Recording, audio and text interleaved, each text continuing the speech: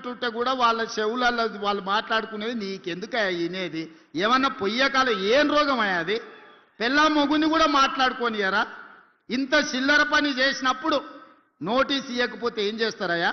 అసలు బేడీలేసి ఈడ్స్కి రావాలి. ఇంకా మన పోలీసు వాళ్ళు మంచోళ్ళు కాబట్టి నోటీస్ ఇచ్చి రమ్మంటే లేదు లేదు నేను ఫామ్ హౌస్లో ఉన్నా దావతులు చేసుకుంటున్నా మీరు ఆడికే రమ్మని అడిగారు. ఎవడన్నా తప్పు చేసినోడు రమ్మంటాడే? అయినా కూడా వయసును దృష్టిలో పెట్టుకొని బంజారాహిల్స్లో నీకు ఇల్లు ఉంది కదా గాడికి రా నమోదు చేసుకుంటావు అంటే గట్లెట్లా పిలుస్తారని అడుగుతారు. ఇవాళ తప్పు చేసినోని అంగి పట్టి ఈడ్చుకొచ్చే చట్టం ఉంది మన దగ్గర. ఇవాళ ఆయన చరిత్రనంట నేను మొత్తం రూపుమాపే ప్రయత్నం చేస్తుండంట. హరీష్ రావు గారు మీ మామ దొంగ పాస్పోర్ట్ల చరిత్ర నేను తూడిపినా పోతుందా? నీ పక్కలుండే ఆర్ఎస్ ప్రవీణ్ కుమారే చెప్పిండు చంద్రశేఖరరావు మీద దొంగ నోట్ల కేసు చిక్కడపల్లి పోలీస్ స్టేషన్లు ఉందని. ఆనాడు ఎవరో ఒక నాయకుడు ఆయన ఎంబడి ఉండేట ఆయన దొంగ నోట్లలో దొరికితే చంద్రశేఖరరావు కూడా అందులోనే ముద్దాయి అని నేనన్లే ఆర్ఎస్ ప్రవీణ్ కుమార్ అన్నాడు. దొంగ నోట్లు ముద్రించే మీ చరిత్ర నేను తూడుపుతే పోతుందా? దళితుని ముఖ్యమంత్రి చేస్తానని దగా చేసిన మీ చరిత్రను నేను చెరపాలన్నా జరుగుతుందా? దళితులకు 3 ఎకరాలు ఇస్తాన్న మీ హామీ నేను తూడ్చేస్తే పోతుందా? డబుల్ బెడ్రూమ్ ఇల్లు ఇస్తానని పేదోళ్ళని చేసిన మోసానికి ఈరోజు నేను ఒకవేళ చెరపాలనుకున్న మీ చరిత్ర చెడిపోతుందా? ఇంటికో ఉద్యోగం ఇస్తామని తెలంగాణలో 1200 మంది బిడ్డలను పొట్టన పెట్టుకుంటువే ఆ 1200 మంది శవాల మీద మీరు ఈ తెలంగాణ రాష్ట్రానికి ముఖ్యమంత్రి అయ్యి ద్రోహిగా చరిత్రలో నిలబడిపోయినరే. మీరు ఉద్యమకారులకు చేసిన ద్రోహాన్ని నేను చెడపదలుచుకుంటే కూడా చెడుతుందా? మీ చరిత్ర దొంగ పాస్పోర్ట్లు, మీ చరిత్ర దొంగ నోట్లు, మీ చరిత్ర దళితులను దగా చేసిన చరిత్ర, మీ చరిత్ర తెలంగాణ ఉద్యమకారులను దోకా చేసిన చరిత్ర, మీ చరిత్ర నేను చెరపదలుచుకున్నా చెరిగేదేనా అని నేను అడుగుతున్నా హరీష్ రావు గారిని. అందుకే మీ చరిత్రను ఎవ్వడు చెరపలేరు. శాశ్వతంగా తెలంగాణ ద్రోహిగా పాపాల భైరవుడుగా తెలంగాణ ఉన్నంతకాలం చంద్రశేఖరరావు పాపాల భైరవుడు అని తెలంగాణ చరిత్రలో ఉంటుంది హరీష్ రావు గారు. దీన్ని ఎవ్వరు చెరపలేరు. ఇది తెలంగాణ సమాజానికి అంత తెలుసు. అందుకే నేను ఏం ప్రయత్నం చెయ్యా మీ చరిత్రను కావాలంటే మా కార్యకర్తలకు చెప్పి గోడల మీద రాపిస్తా ఎప్పటికి ఉండేటట్టు.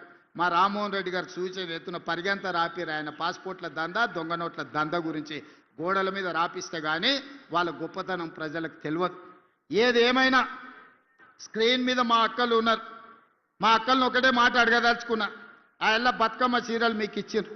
ఎన్నడన్నా కట్టుకున్నారా అక్క? తలుపు మూసన్న కట్టుకునే పరిస్థితి ఉండేనా? బతుకమ్మ చీర ఇయ్యాలి, తీసుకుపోయి పిట్టల్ని బెదిరియడానికి బాయికాడ కట్టేయాలి. అవునా? మనం వేసిన పంట మొక్కజొన్నను అదో ఇదో ఉంటే పిట్టలు వాళ్ళకుంటే బెదిరియడానికి ఆడ అడ్డం కట్టేది. ఇవాళ మా అక్కలు ఇందిరమ్మ చీరిస్తే పాలపిట్టలాగా కట్టుకొని వచ్చారు.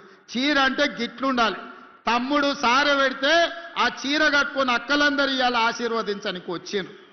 నేను ఒక్కటే మాట చెప్పదలుచుకున్న, సవాలు విసిరదలుచుకున్నా. మేం రేషన్ కార్డులు ఇచ్చినోళ్ళు, మేం సన్నబియ్యం ఇచ్చినోళ్ళు, మా అక్కలు ఇవాళ ఆర్టీసీ బస్సులో రాష్ట్రమంతా ఉచితంగా ప్రయాణం చేస్తున్నారు. 2 ఏళ్లలో 9,000 కోట్ల రూపాయలు ఆర్టీసీలో ఉచిత బస్సుకి ఇవాళ ఖర్చు పెట్టినాం. యానాడు అమ్మగారింటికి పోవాలన్నా, అమ్మవారిని దర్శించుకోవాలన్నా, అనంత పద్మనాభ స్వామి దగ్గరకు పోవాలంటే కూడా ఇంటి ఆయన దగ్గర చేయి జాపాలి. ఆయన దసరాకు అడిగితే ఉగాది గోదుపో అంటే కడుపులో బాధతోని దుఃఖం పెట్టుకొని సరే ఇక మన పరిస్థితి బాగాలేదు సర్దుకోవాలని ఇవాళ ఇంటి ఆయన బాయికాడిపోతే ఈ లోపల అమ్మగారిని పోయి చూసి అమ్మ ఎట్లుందో చూసుకొని మళ్ళీ వెనకకు వస్తున్నారు మా అక్కలు. ఆడ మా అక్కను అవుతుంది నిజమే అని. నిజమా కాదా అక్క? సెలవులు వస్తే పిల్లల్ని తీసుకొని గుడికి పోతున్నాం. అవునా? బడికాడు ఇడిచిపెట్టాలంటే బస్సులో పోతున్నాం. ఎప్పుడన్నా ఎవరన్నా రూపాయి అడిగినరా? పథకం మొదలుపెట్టినాడే నన్ను కొంతమంది మా ఆడబిడ్డలు అడిగినారు, అయ్యా మరి మమ్మల్ని బస్ కిరాయి అడిగితే ఏం చేయాలని. ఏం లేదక్క, నా ఫోటో జేబులో పెట్టుకోరి, మా తమ్ముడు పట్నంలో ఉంటాడు, పోయి కిరాయి పైసలు తెచ్చుకోపోండి అని చూపియమని చెప్పిన. 2 ఏళ్లలో ఎప్పుడన్నా ఎవరైనా రూపాయి అడిగినరా అక్క? ఉచితంగా ప్రయాణం చేస్తలేరు. బస్సులో ఉచిత ప్రయాణమే కాదు, ఇవాళ మా ఆడబిడ్డలకు 1000 బస్సులు కొనిచ్చి ఆర్టీసీకే కిరాయి పెడితే నెలకు 70,000 రూపాయల ఆదాయం ప్రతి బస్సు మీద ఇవాళ మా ఆడబిడ్డలకు వస్తున్నాయి. 27,000 కోట్ల రూపాయలు సున్నా వడ్డీతోని ఆడబిడ్డల 1,000 కోట్ల రూపాయలు వాళ్ళ చేతిలో పెట్టినాం. కోటి మంది ఆడబిడ్డల్ని కోటీశ్వరులను చేయాలన్న లక్ష్యంతో ఈరోజు హైటెక్ సిటీ పక్కన ఐటీ కంపెనీలు విప్రో, ఇన్ఫోసిస్, మైక్రోసాఫ్టే కాదు, శిల్పారామం పక్కన ఇందిరా మహిళా శక్తి స్టాల్స్ 3.5 ఎకరాలు 1000 కోట్ల భూమి ఇచ్చి 150 స్టాల్స్ పెట్టి మా అక్కలు తయారు చేసే వస్తువులన్నీ హైటెక్ సిటీ పక్కన పెట్టి ఈరోజు ప్రపంచానికి మేము ఈరోజు చూపించినాం. ఇదే కాదు, మీరు ఆన్లైన్లో అమెజాన్లో బుక్ చేస్తుంటారు మా మిత్రులు చాలా మంది, అది కావాలి ఇది కావాలని. ఇవాళ రేపు మా అక్కలు తయారు చేసే పిండి వంటల నుంచి వాళ్ళు తయారు చేసే చేతి వస్తువుల వరకు అమెజాన్లో ఈరోజు అందుబాటులోకి తీసుకొచ్చినాం. ప్రపంచమంతా ఎవరు ఏం కొనాలన్నా అమెజాన్లో మా అక్కలు తయారు చేసే వస్తువులను కొనుక్కునే పరిస్థితి ఇవాళ తెలంగాణ రాష్ట్రంలో